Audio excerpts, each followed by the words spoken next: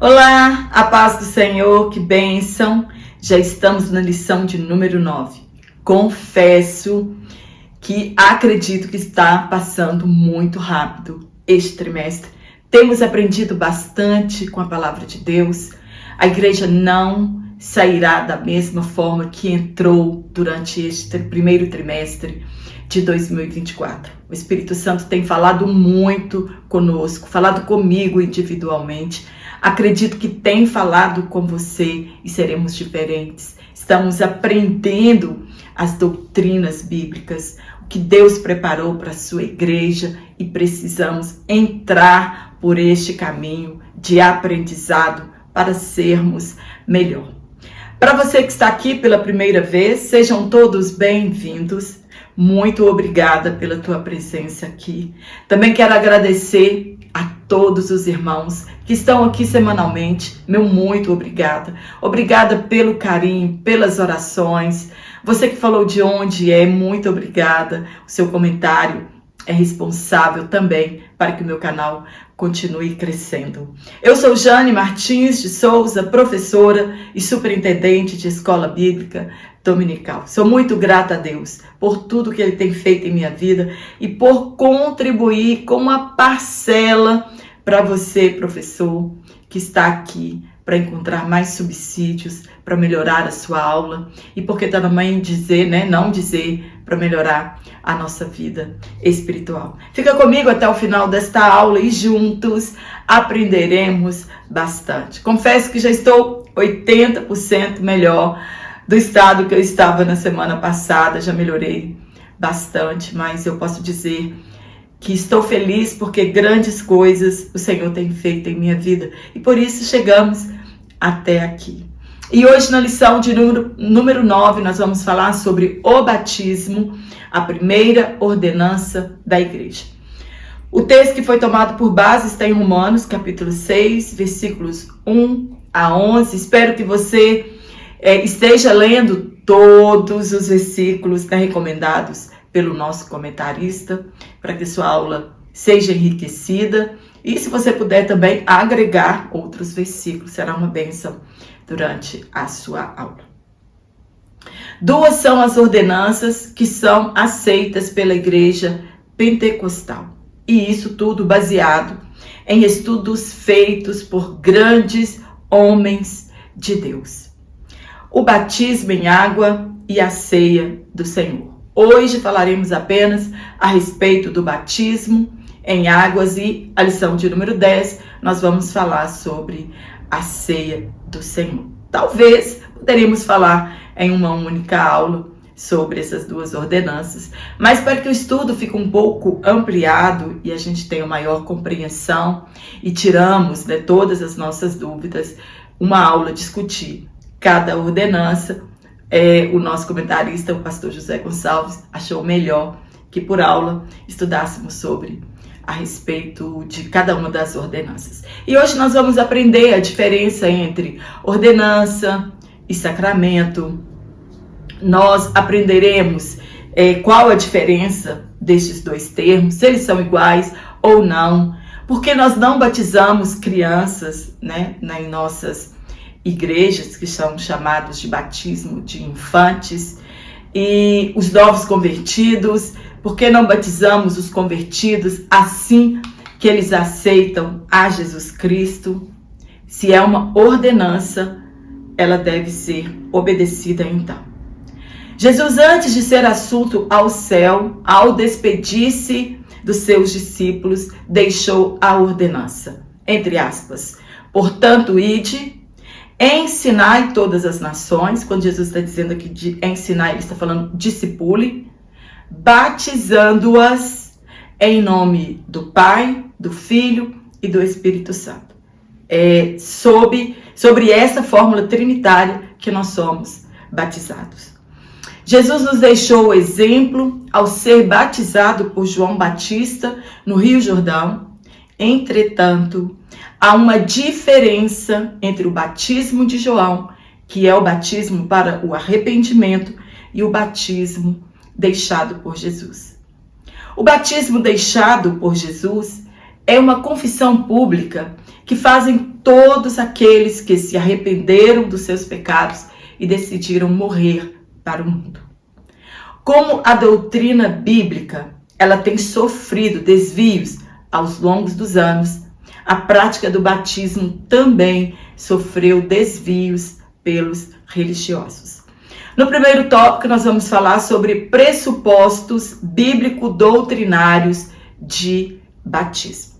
No ponto 1, o batismo visto como sacramento, a origem do erro.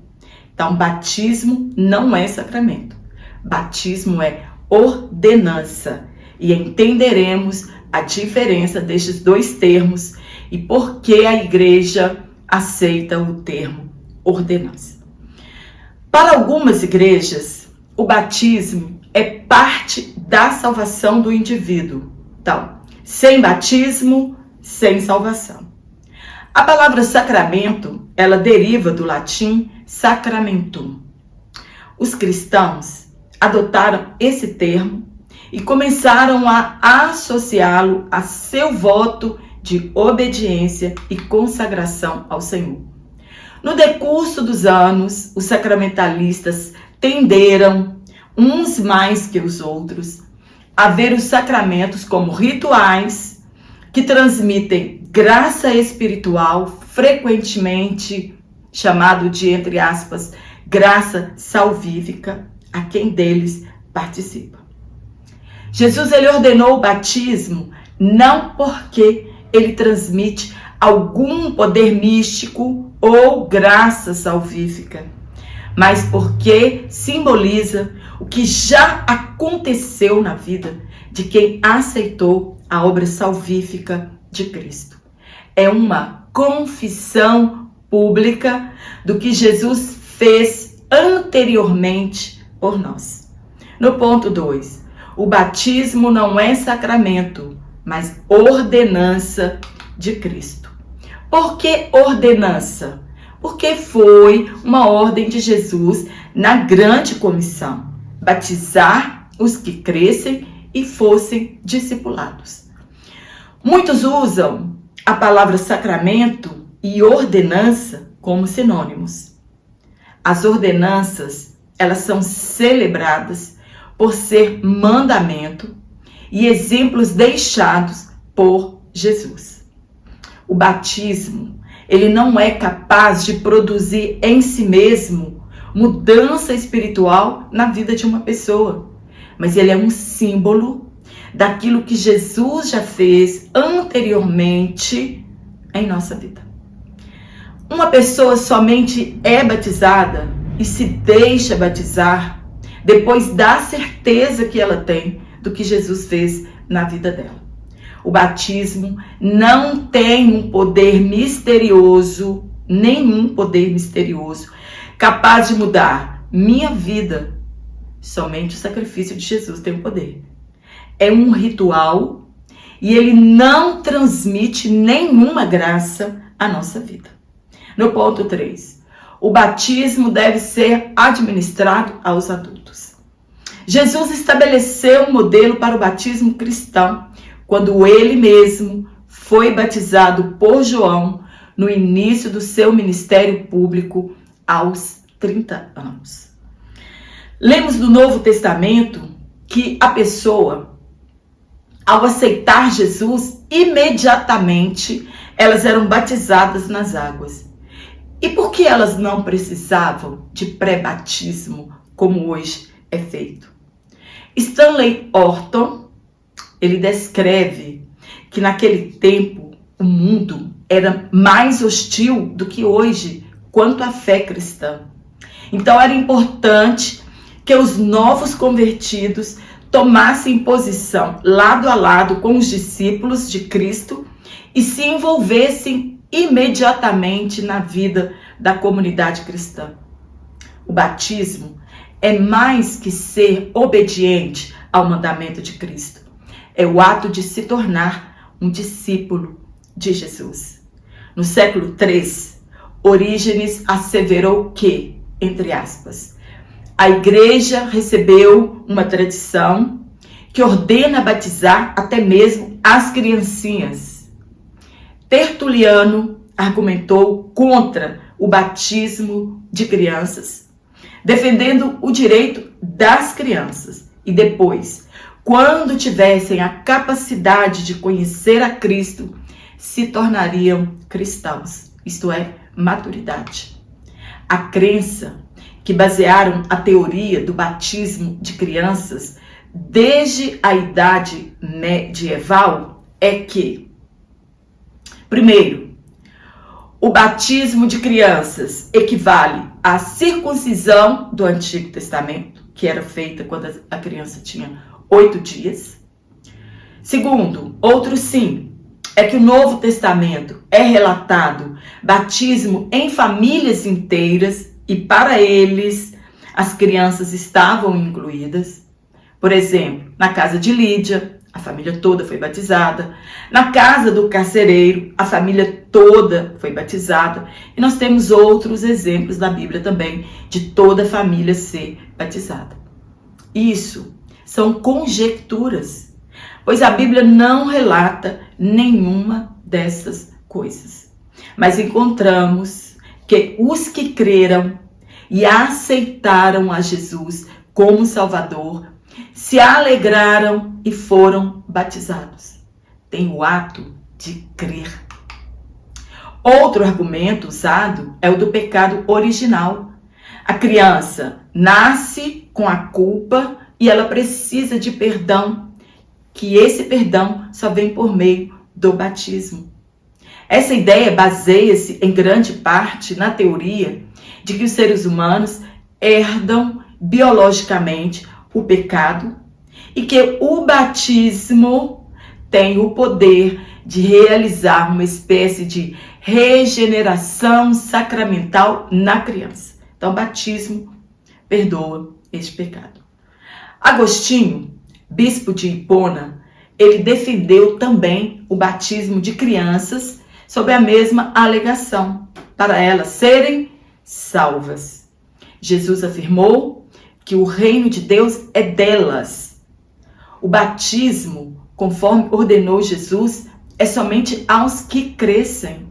Uma criança que não chegou à idade da razão, ela não tem maturidade para crer e fazer escolhas.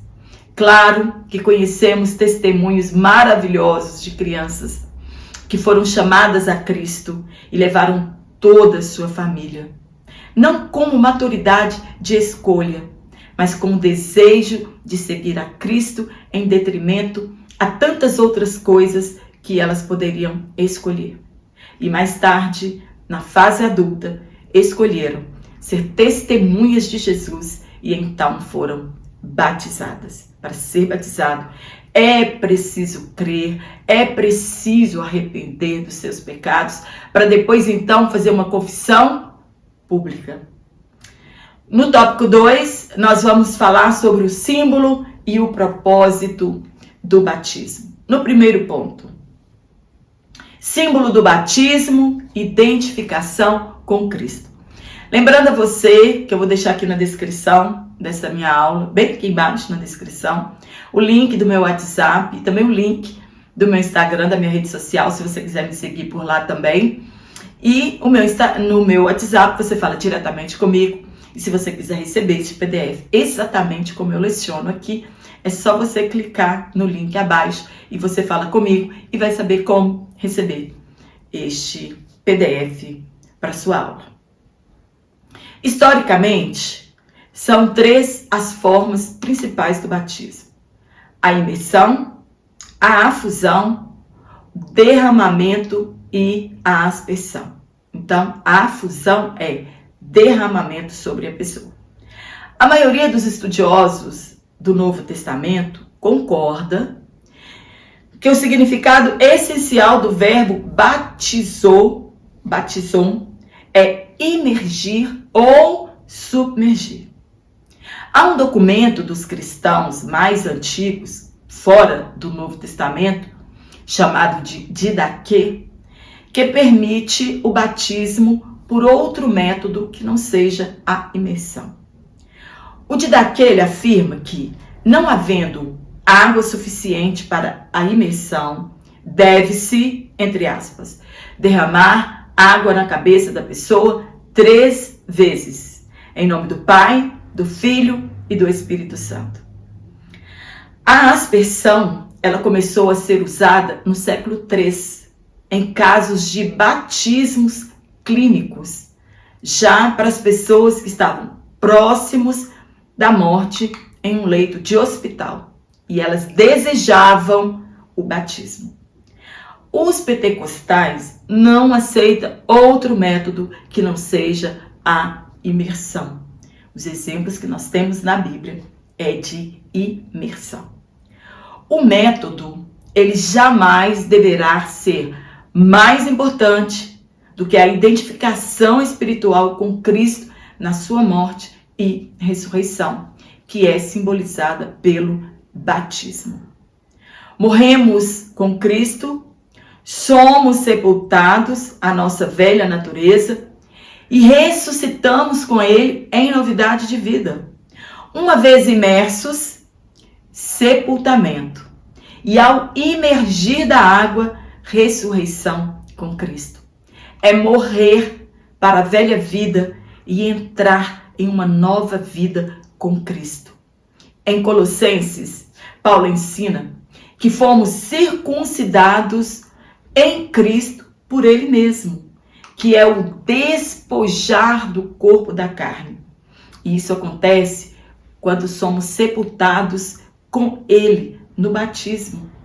Com Ele somos ressuscitados mediante a fé no poder de Deus. A circuncisão era um sinal na carne, indicava que o indivíduo estava em um relacionamento com Deus, segundo a primeira aliança. E o batismo em águas é um sinal correspondente da nova aliança. E ele indica que também nós temos um relacionamento com Deus. No ponto 2, o propósito do batismo. Testemunho público da fé cristã. É onde nós testemunhamos a nossa decisão. Ele não é um sacramento. Porém, não pode ser desprezado. Infelizmente, muitos, baseados no texto do ladrão da cruz, que se converteu de última hora, acreditam que o batismo não é tão importante assim. O batismo, ele não tem poder salvífico. Ele não regenera as pessoas, mas é a nossa confissão pública. Você já ouviu dizer que algumas pessoas batizam-se mesmo estando presos no pecado, acreditando que simplesmente depois daquele mergulho será regenerado automaticamente? Não. Batismo não tem efeito regenerador, porém é uma ordenança de Cristo e somente isso já o reveste de grande importância e todo novo crente convertido deve ser batizado. O batismo é um símbolo visível de uma realidade invisível. O teólogo sistemático, ele faz uma diferença entre símbolo, rito e ordenança. Exemplo de símbolo que ele dá para nós entendermos. O leão é um símbolo de força e de coragem. E rito é o símbolo que se emprega com regularidade e intenção sagrada. Exemplo, a imposição de mãos na ordenação são ritos autorizados pela igreja cristã. Então, símbolo lembra alguma coisa? Rito é algo que você faz constantemente em memória daquele símbolo. E ordenança é rito simbólico que destaca verdades centrais da fé cristã e é de obrigação universal e perpétua. É uma ordem. Então ela tem que ser cumprida enquanto a igreja estiver aqui na terra. Símbolo, pois, concretiza uma ideia abstrata. Então, o batismo é um símbolo que participam da realidade que representa. Então, o batismo é um símbolo E ele representa uma realidade que ele representa. O batismo simboliza sepultamento e ressurreição. Mediante essa confissão pública, demonstramos ao mundo que nos identificamos na morte e na ressurreição de Cristo. Assim como ele morreu e ressuscitou, da mesma forma, por intermédio do batismo, estamos unidos com ele. No primeiro sermão de Pedro, pós descida do Espírito Santo, quase 3.000 pessoas, com medo da sentença de terem matado o Messias, perguntaram o que deveriam fazer. Pedro afirmou que deveriam arrepender-se dos seus pecados e serem batizados. E foram batizados nas águas. No ponto 3, não há espaço para indecisão. Não podemos ficar indecisos. Muitos não sabem se é isso de fato que eles querem. Outros indecisos em tomar essa decisão e terem de largar o mundo, e outros esperando se libertarem dos seus pecados de estimação. Então as pessoas ficam nessa dúvida. É isso mesmo que eu quero? Vou fazer essa confissão pública? Outras pessoas ficam com medo de tomar essa decisão e terem de largar o mundo.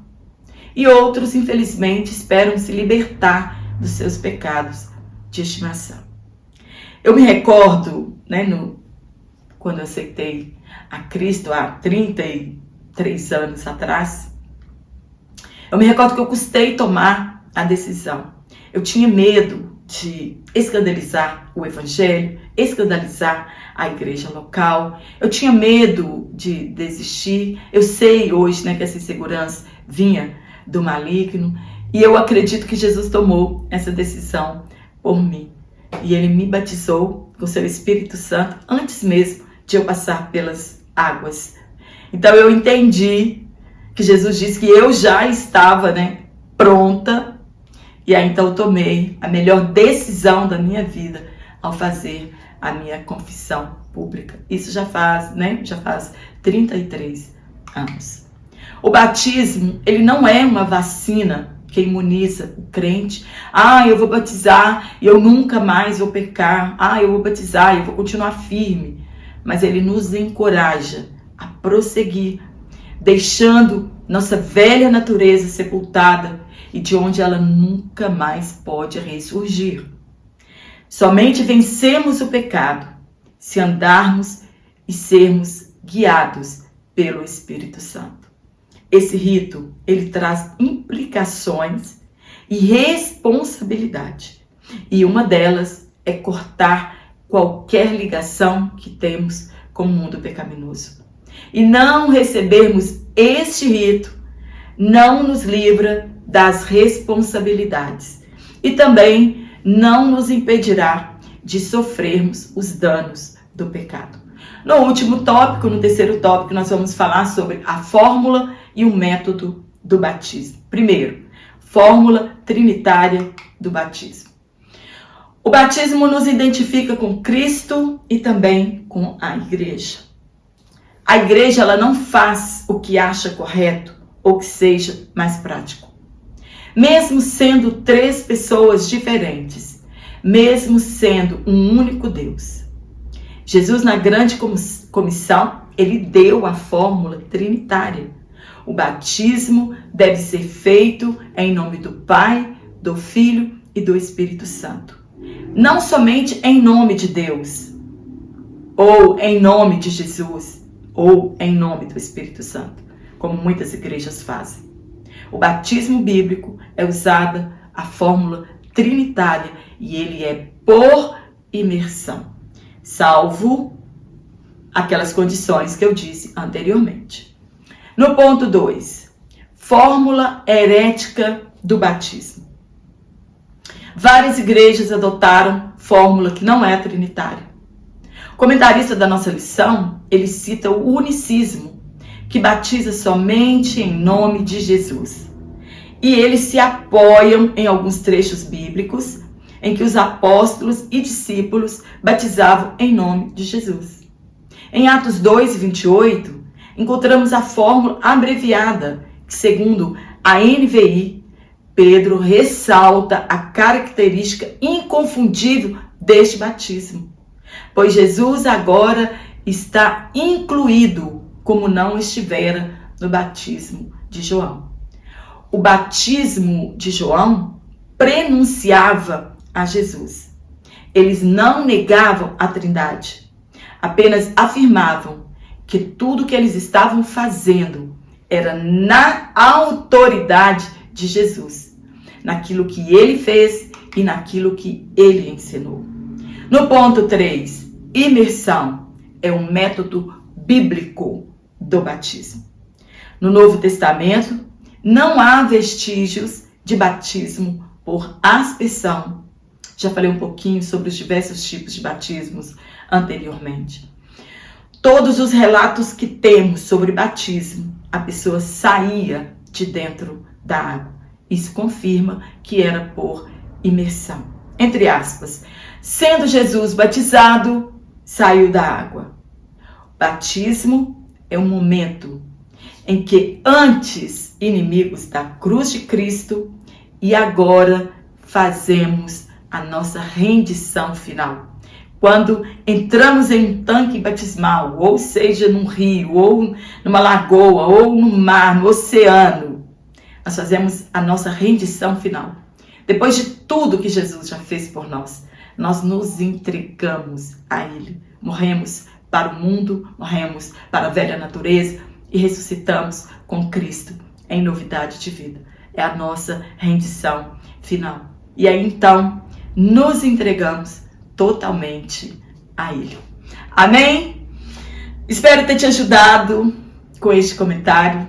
Que Deus, na pessoa de Jesus Cristo, continue abençoando a sua vida como professor, como cristão, como professora. Que Deus continue te abençoando, nos dando graça e sabedoria para continuarmos, porque nós sabemos que ser professor de uma EBD exige muito de nós.